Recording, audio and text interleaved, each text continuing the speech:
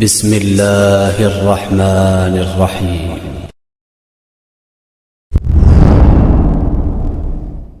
قرآن سننا pod cost. بسم اللہ الرحمن الرحیم، والصلاة والسلام علی سید الانبیاء مرسلین وعلی آلہ واصحابہ اجمعین علی یوم الدین۔ اللہم صلی علی محمد وعلی آل محمد کما صلیت علی ابراہیم وعلی آل ابراہیم انک حمید مجید۔ اعوذ باللہ من الشیطان الرجیم، بسم اللہ الرحمن الرحیم۔ توحید کے حوالے سے آپ بات کر رہے ہیں، اور مسئلے کی بات یہ ہے کہ مسلمان قوم آپ کے اوپر ٹوٹی پڑی ہے، اور آپ صرف قرآن سے اتنی بات نکال کر کے لوگوں کو پیش کر رہے ہیں کہ اللہ کے سوا اور کسی کو مدد کے لیے نہیں پکارا جا سکتا۔ حضرت علی کو مدد کے لیے نہیں پکارا جا سکتا۔ اللہ کے نبی انسان تھے، اللہ تعالیٰ نے اپنے نبی کو رسول بنا کے بھیجا۔ آپ رسول سے نہیں مانگ سکتے، آپ میسنجر سے نہیں مانگ سکتے۔ بحث اس بات کی نہیں ہے کہ وہ سن سکتے ہیں نہیں سن سکتے۔ اگر مولا علی، اگر اللہ کے رسول شیخ عبد القادر جیلانی، اگر یہ لوگ سن سکتے ہیں تو یہی خدا ہوئے نا۔ خدا کا مطلب یہ ہے کہ اس دنیا سے جانے کے بعد وہ سن نہیں سکتا۔ انسان، رسول، پیغمبر، موسیٰ، عیسیٰ، آدم، ابراہیم، نوح، محمد صلی اللہ تعالی علیہ وسلم تسلیما کثیرا کثیرا اگر ایک بار اس دنیا سے جا چکے ہیں تو وہ کسی کی مدد کو پورا نہیں کر سکتے۔ اللہ تعالیٰ نے بار بار قرآن مجید میں فرمایا، ہر موڑ پر فرمایا، پھر بھی کوئی اس کو جھٹلائے تو امن یجیب المضطر اذا دعا ویکشف السوء ویجعلکم خلفاء الارض االہ مع اللہ، بھلا کون ہے جو تمہاری دعاؤں کو سنتا ہے اور تمہاری اس دعا کو قبول کرتا ہے، تمہیں زمین پر خلیفہ بناتا ہے؟ کہ اللہ کے علاوہ بھی تمہارا کوئی اور معبود ہے؟ تم بہت کم نصیحت حاصل کر سکتے ہو۔ جب اللہ کے نبی کو نہیں پکار سکتے تو ان کے بھائی مولا علی کو کیسے پکار سکتے ہیں؟ چلے آپ اس بحث کو چھوڑ دیں کہ ان کو اختیار ہے آپ کی ضرورت پوری کرنے کا یا نہیں ہے۔ ان کو اللہ تعالیٰ نے اختیار دیا ہے یا نہیں دیا ہے؟ یہ آپ کو سن سکتے ہیں یا نہیں سن سکتے؟ اس کی بحث کو چھوڑ دیں۔ آپ مجھے یہ بات بتائیے، فرشتے اللہ تعالیٰ نے نازل کیے ہیں نا؟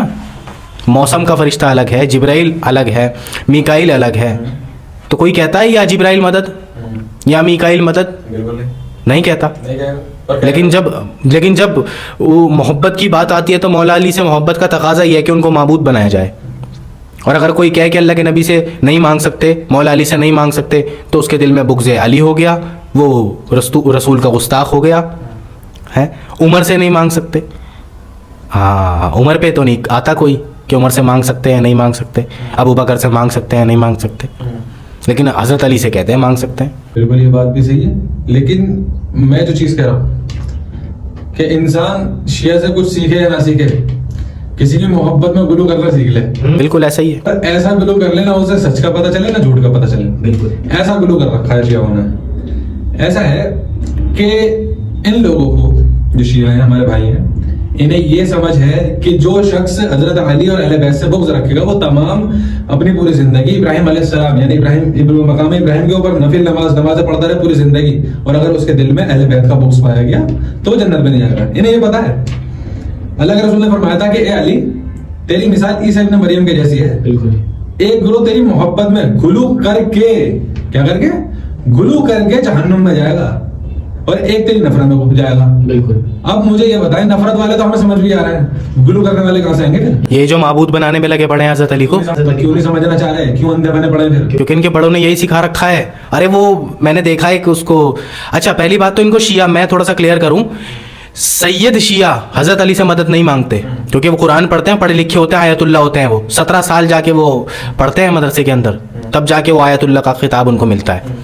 وہ قرآن پڑھ، وہ ایجوکیٹڈ لوگ ہوتے ہیں، وہ حضرت علی کو اللہ کے مقابل پہ نہیں پکارتے دعا میں، کیونکہ ان کا عقیدہ قرآن والا عقیدہ ہے۔ اللہ تعالیٰ نے فرمایا کہ میرے علاوہ تمہاری کوئی سن نہیں سکتا۔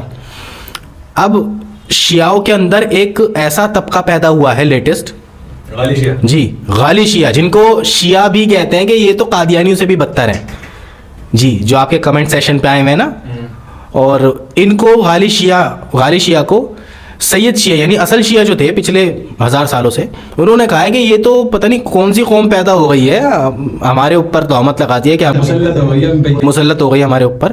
یار میں جو ہے نصرت بخاری صاحب کو فالو کرتا ہوں، انسٹاگرام پہ بھی میں نے فالو کر رکھا ہے ان کو۔ وہ حضرت عمر کو حضرت عمر کہتے ہیں، کیوں؟ کیونکہ وہ مانتے ہیں خلیفہ ہیں۔ حضرت ابو بکر کو حضرت ابو بکر کہتے ہیں، کیونکہ مانتے ہیں وہ کہ وہ خلیفہ ہیں، اور ان کی کتابوں میں حضرت عمر حضرت ابو بکر کے فضائل ملتے ہیں، فضائل کے چیپٹر باندھ رکھے ہیں۔ بالکل ملتے ہیں. حضرت علی کی بیٹی حضرت عمر سے بدائی ہوئی ہوئی ہیں, نکاح ہوا ہوا ہے حضرت, ہاں ان کی کتابوں میں سے بھی ملتا ہے. لیکن غالی شیعہ نا کتاب لیس ہے, پڑھنے والا نہیں ہے. کتاب لیس ہے, گالی لیس